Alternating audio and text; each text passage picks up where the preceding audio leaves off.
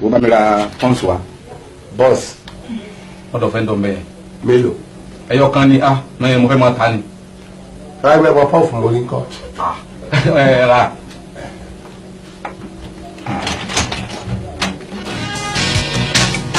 Bẹ́ẹ̀ ni. Ohun tí mo lọ dà. Oore. Kí ni? Bonse rẹ̀ rán mi lóòótọ́. Gbọ́dọ̀ mo bèrè Bonse. Ẹni pọ̀pọ́f. Mo wá pọ̀pọ́f mi ò rí àmọ́ mo róró ogún ẹ̀. Sausage. Ọ̀bára Bonse wa. Bonse wa. Dáńfó ni àbí mo dùn ẹ̀. Ságbára yín ká. Sunday náà lákùnrin ra Bonse. Káàtẹ̀ ni mo rán ní Bonse. Tí wọ́n lè tọ́ kó máa jẹ Bonse náà wọlé lọ́dọ̀ mi. Mo ní kí n tọ́ wò ni. Kọ́mọ́ntì pé bóyá oúnjẹ nìkan lẹ́jẹ̀ gbẹ̀yìn lẹ́yìn dágbére. Àwọn ẹ̀mí náà ti tọ́ wò. Kí ni mo rán kí ló lọ rà? Ẹni ra Bonse mi ìṣìrí mo ra sausage.